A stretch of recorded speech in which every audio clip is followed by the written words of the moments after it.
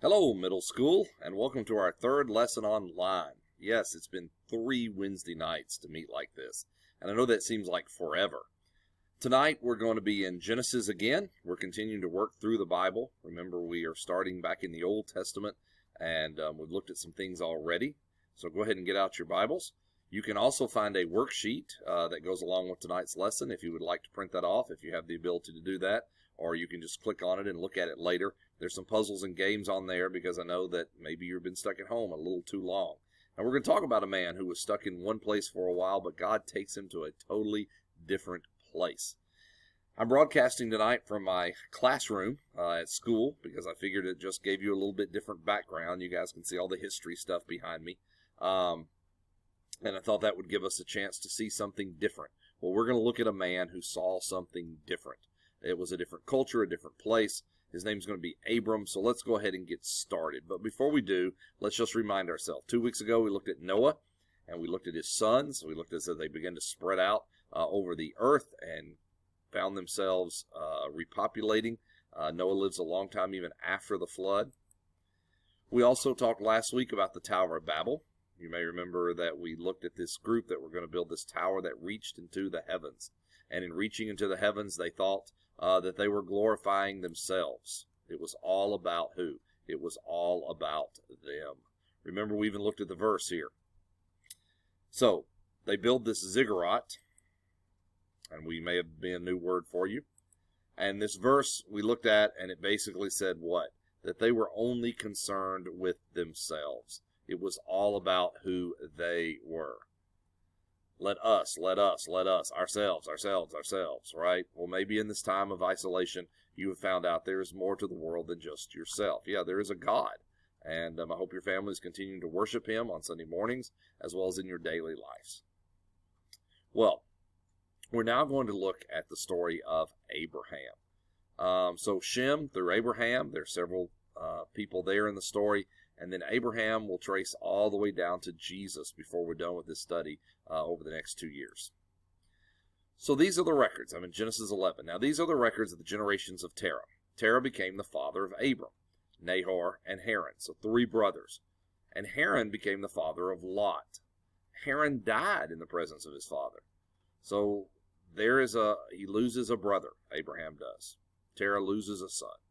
Haran died in the presence of his father, Terah, in the land of his birth, in Ur of the Chaldees. That guy Lot, who is Abram's nephew, he's going to come back to play in the story, and we'll look at him at that time. Now the Lord said to Abram, "Go forth from your country, and from your relatives, and from your father's house, to a land which I will show you. And I will make you a great nation, and I will bless you, and make your name great, and so you shall be a blessing. And I will bless those who bless you. And the one who curses you, I will curse. And in you all the families of the earth will be blessed." So God picks Abram and says, I have a plan for you. Middle schoolers, have you ever thought about what God's plan is for you? Maybe you're making plans for yourself, but what about God, what God may need you to do? Kind of keep that in mind as we look at the story tonight. So, go forth from your country. He has to leave where he's grown up, the people that he knows. It's a new adventure. I know some of you right now wish for a new adventure, but here we are. And from your father's house to a land which I will show you. Make a break from your family, and God is going to take you somewhere different. That's what Abraham says, or God says to Abram. Now, just to remind yourself where we're talking about, some of you have studied this in 6th grade social studies, the area of Mesopotamia, right around here, right? Those great rivers. Today, if you're looking at a modern map, we're talking about modern-day Iraq. And so he's going to leave Ur of the Chaldees. He's going to travel up to Haran. And then he will leave Haran and travel over here to the coast of the Mediterranean. Again, different culture, different people, adventures along the way. Let's look at the promises that God gives to Abram if he does this. Number 1, he's going to get land. That's a big deal. He can grow his own crops. His animals can eat the grass. He'll have a place for his family to spread out. I'll make you a great nation. Now that's an odd promise. From you will come a nation. You know, many of you will study or have studied about the beginning of nations. We will study in 8th grade in social studies about the beginning of this nation that you live in, for those of you that are part of the Tennessee program. But thinking that a nation would come from one person, that had to be interesting. I'd love to know what Abram thought when he heard that. And in you, all the families of the earth, you are so important. And because of you, the earth will be blessed. Families will be blessed. Have you ever thought about what you might become and what your legacy might be? And I know that you're in middle school and that's not probably on your mind, but because of the influence that you have, you might change the world. Somewhere out there in a middle school is the future president of the United States, or a doctor who cures a disease, maybe even the one that we're dealing with right now. There are people there who will do great and wonderful things that will make our lives better. So again, one life. We like to study those one life sometime. Well, let's see what Abram's life looks like. So these are the promises, right? Great nation, land, and all nations will be blessed by the seed or the offspring of Abraham. Well, now here's what's interesting. Abram doesn't have kids at this point. And the word Abram means father. Yeah, his name means father, but he doesn't have kids. And how is God going to bless other nations through his offspring, through his kid or kids, when he doesn't have any? Well, again, God has a plan, and we'll follow that story for the next few weeks.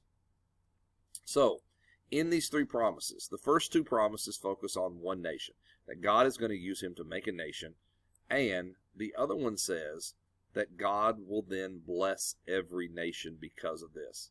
So, God's purpose isn't just about the Jews. It's about all nations. And when Jesus comes, remember, he dies for all. And in your seed, all the nations of the earth will be blessed. So let's kind of look at a timeline. You guys use these maybe in math class or in history class at your school. Abram is not going to see all the promises come to fruition, right, to end. He's not going to see Jesus. He's not going to see all the nations be blessed. But I want to show you how on a timeline that God's word is true. When God says it will happen, it will. And so we're going to back up. We've been in the small little picture of Abram, right, in the calling. But we're going to back up and see a much larger picture, a much larger God, who's not just planning for our little lives, but maybe for lives way after us. So let's look. The promise is a great nation. And yes, one day, Abram will have a child. We'll talk about that.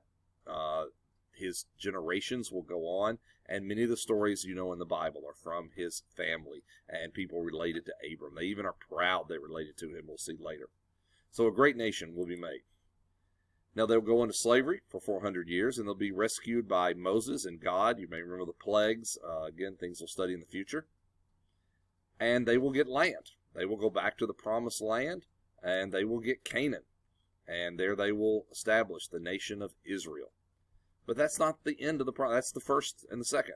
The third is what? That other nations would be blessed because of him. Well, that's Jesus. When you open the book of Matthew, and we will when we get to that part of the study, you'll see that the lineage goes back to Abraham, right? That it goes back to the beginning of God's promise. Now, Abram would not see all of these things come to be. But God said, because you follow me, they will happen. Do you believe in a God that makes promises that are true? Look over and over again in His Scripture, and you'll see that God. And God has plans for you in your life. Now, He may not come to you directly like He does to Abram and tell you what they are, but God wants you to be an influence. Remember, we sing songs sometime when we were little kids, like, this little light of mine, I want to let it shine. I know it's a little harder in these times maybe to let it shine because you're not with as many people. But are you letting God live in you and Christ shine through you in this time that you're with who you are with? And you say, but they're my family. Okay, they're still people. And I know it's been hard, but are we being the best of ourselves to those that we are working and in quarantine with? So, Abram went forth as the Lord had spoken to him. That's kind of interesting. He just does it. Notice not a lot of questions like, where are we going? When are we going? What does the land look like? How long will it take? You know, sometime we do that. Any of you finding out that as you're doing your schoolwork at home, that we spend a lot of time putting it off or finding a pencil or getting out the paper. We spend a lot more time on that instead of just doing it. Abram just does it. So Abram went forth as the Lord had spoken to him, and Lot went with him. So his nephew. Remember, Lot's dad is dead. Now Abram was 75. He's 75 when he starts this journey. He's lived in the same area for 75 years. The same people, the same friends. He's leaving the land of his father. Abram took Sarai his wife, Lot his nephew, and all their possessions.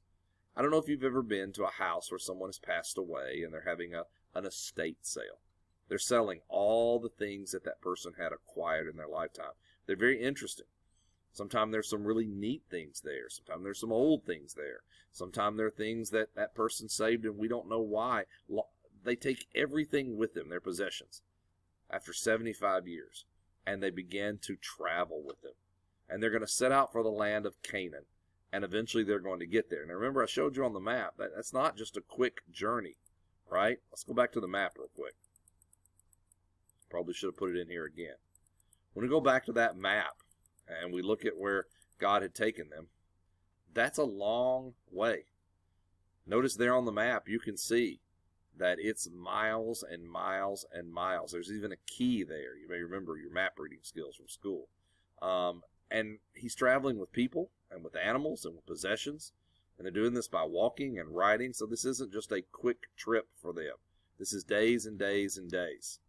So after 75 years, right, he's going to leave where he's known, and he's going to go to a brand new place. Abram passed through the land as far as the site of Shechem and to the oak of Moreh. Now the Canaanite was then in the land. They got there, and there are people living there. There's already someone there. The Lord appeared to Abram and said, "To your descendants I will give this land." Again, to your descendants? How many kids has he got? 0. To your descendants I will give this land. So he built an altar there to the Lord who had appeared to him. So one of the first things Abraham does when he gets to the new land, he worships. I hope you guys are continuing to worship on a Sunday. I know that's odd. I know there aren't as many people to sing with. I know maybe that you have to practice reading the Bible out loud to your family. I hope you guys are getting to watch some of the lessons that Stephen has been putting on. And I know that's different to do in your den than in the auditorium where we normally gather. But guys, when they got there, they worshiped. I know one thing I'm looking forward to doing is when all this is over, and it will be over, is the congregation coming back together and worshiping together. But not because we haven't worshiped while we're apart, but just to be able to worship with a larger group. So I encourage you guys to be a part of your family worship as your mom and your dad maybe show or share a Bible story with you, or you read scripture together. We've been trying to put and are going to try to put some more songs online for your family to play. And don't just play them, sing along with them. Many of them have the words that we're going to try to put up. Really listen to what Stephen has to say. Maybe watch another Bible class, or maybe you've had the opportunity even to watch somebody else speak from where a friend of yours goes to church. And that's been interesting for us to do that. But again, they worship when they get there. Then he proceeded from there to the mountain to the east of Bethel, and pitched his tent, with Bethel on the west and Ai on the east. And there he built an altar to the Lord, and called upon the name of the Lord. Abram journeyed on, continuing toward the Negev. So he's kind of looking over this land. What is this land God has brought me to? Well, what will my descendants inherit? But again, I want you to notice, it is that altar that sets forth this is God's place. So, Abraham's journey from Ur to Haran to Egypt. It took days. It was not always easy, I'm sure. Think of like weather. Think about finding food for the family and water for your animals. But they have now gotten to the land of Canaan. God has said, I'm going to take care of you. But then things are going to change. And even though God has brought him and kept the promise, right? Is Abraham in a new land? Yes. Did he say you're going to have all this land? Yes. But something's going to come up that's going to make him get off track just a little bit. So, what were the promises? A great nation. You're going to be a great man. You're going to be the founder of a nation. You're going to bless others, and they'll be blessed because of it. I'm going to give you protection. If somebody curses you, I'm going to curse them, God says. That's protection. I got your back, God says. And because of all this, the whole world is going to be blessed. And you're going to get all this land. Those are God's promises. Abram heard them, just like you read them. But then real life came in. Maybe some of you right now are living real life, right? I mean, this is new for all of us. This is different. Now, there was a famine in the land. So Abram went down to Egypt to sojourn there. So it got hard to find food. Maybe it got hard to find toilet paper. And the famine was severe in the land. Now, here's what's interesting. God didn't ask him to go to Egypt. God didn't tell him to go to Egypt. God said, I'm going to take you to a land, and I'm going to provide for you. But when things got a little sketchy, and Abram got a little nervous, he decided he was going to go to Egypt. Any of you just do your own thing. Maybe some of you are enjoying this time of isolation because maybe instead of doing it exactly like the teacher has you do it, you've got to do your own thing. But maybe the teacher is trying to build a skill, or maybe the teacher knows that you need to do it in this way because there's a second step they're planning on teaching you. And if you don't do it the first step correctly, you won't get the second step. Here's a situation where God says, I've got you. I will take care of you. And Abram says, oh, I'm hungry.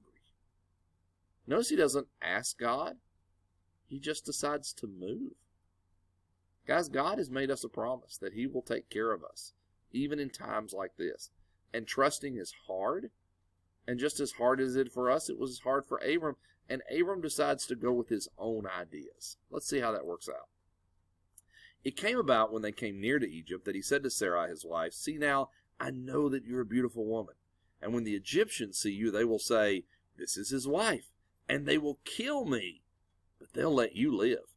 Please say that you're my sister, so that it may go well with me because of you, and that I may live on account of you.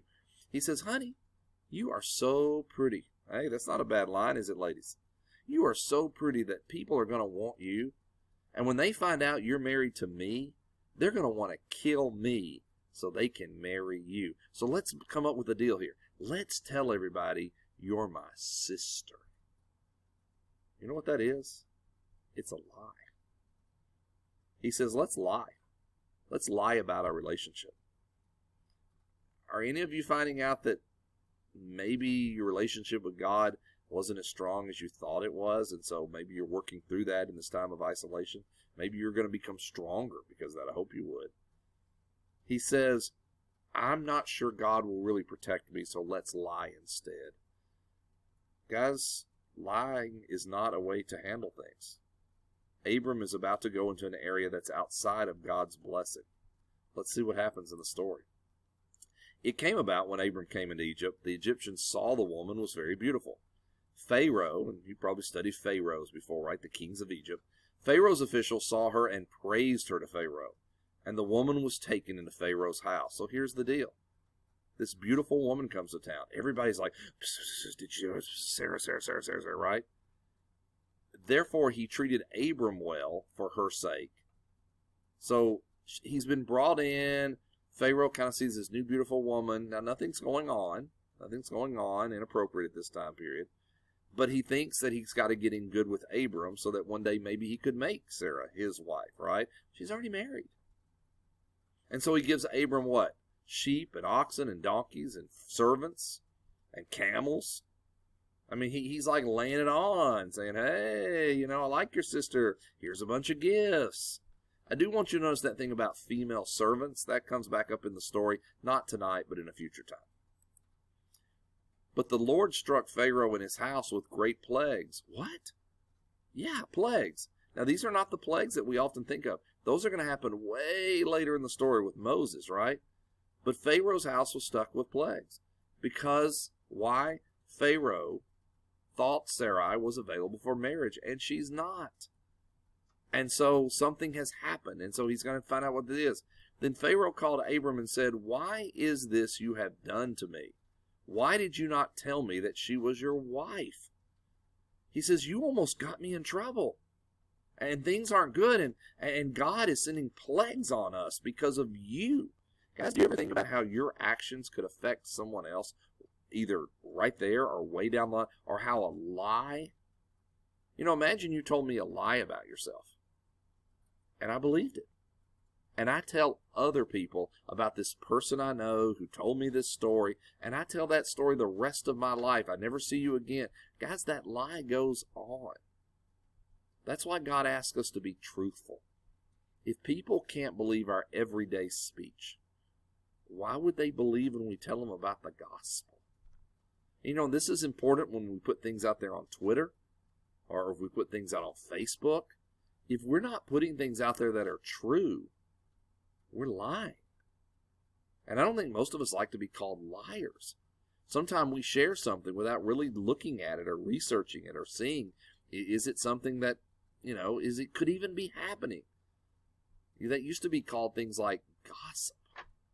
But today we just kind of throw it out there and walk away from it. And when someone else shares, they're sharing our lie. Have you ever thought that your lies could affect somebody else? Well, it does affect. And Pharaoh realizes it's affected him and his kingdom. Why did you say she is my sister so that I took her for my wife? He was about to. He didn't. Now then, here is your wife. Take her and go. They get kicked out. Remember, they went there to eat. Now they're getting kicked out. Pharaoh commanded his men concerning him, and they escorted him away with his wife and all that belonged to him.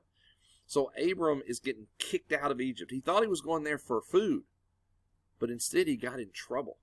And Pharaoh says, I don't even want you around. Escort these people out of here. Now, why did all this happen? Because he didn't believe that God would take care of him.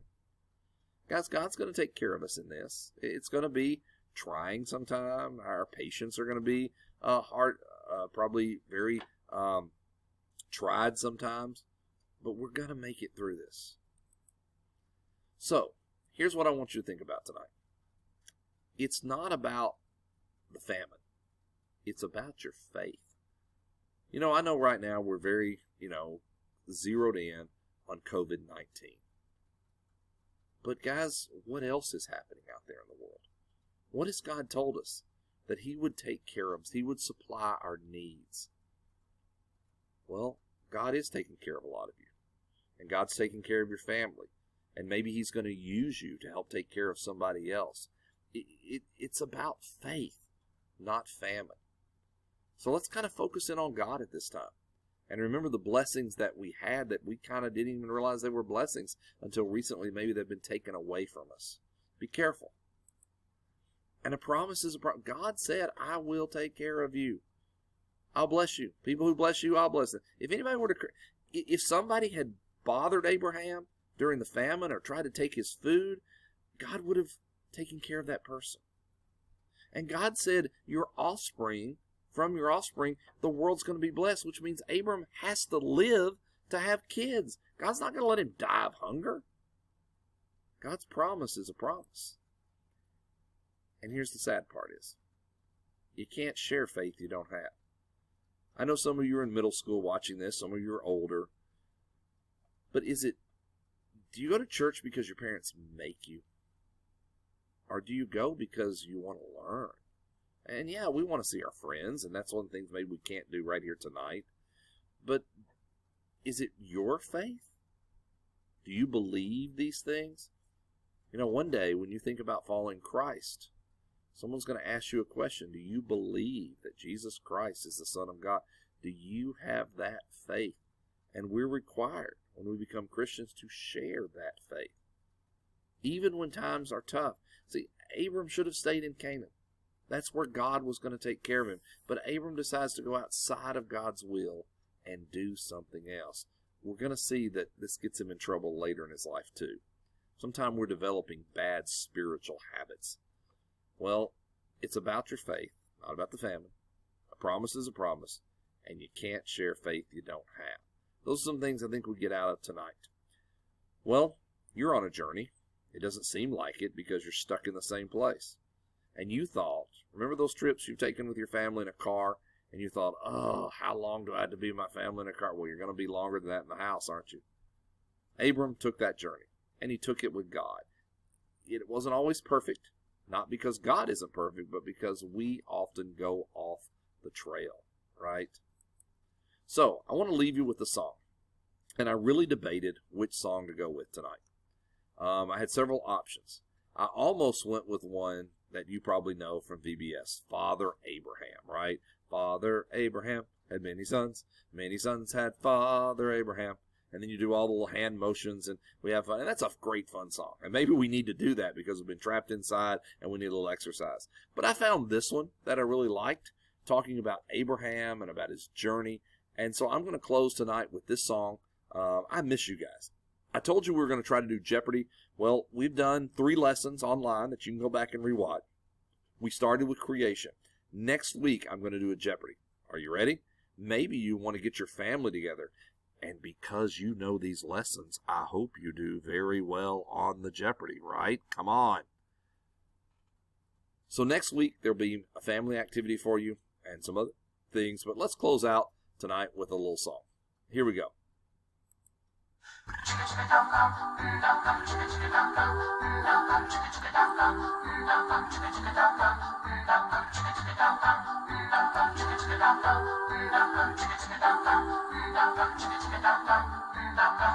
Roamed the desert looking for a home.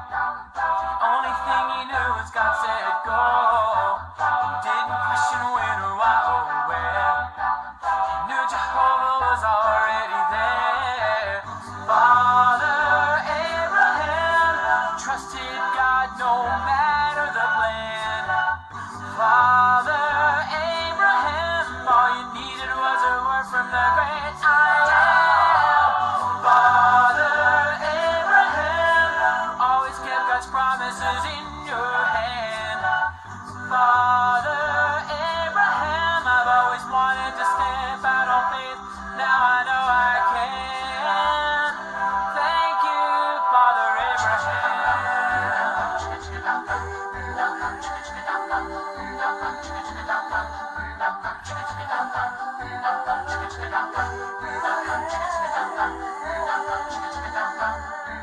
A holy angel spoke about a son. Sarah, she said it couldn't be done. But she and Abram chose to trust the Lord. And 9 months later, the baby boy was born. Father Abraham trusted God no matter the plan. Father Abraham, all you needed was a word from the great I am. Father Abraham, you always kept God's promises in your hand. Father Abraham,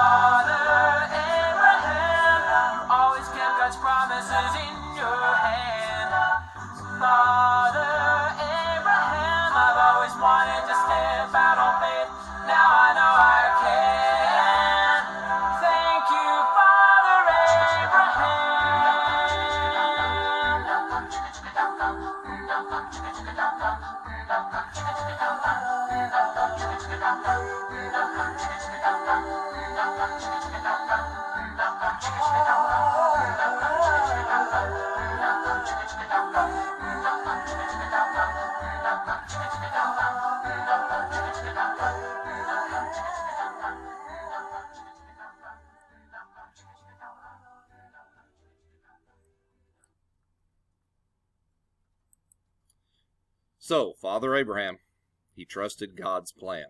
I hope you will do the same as we continue to meet this way until we can meet together.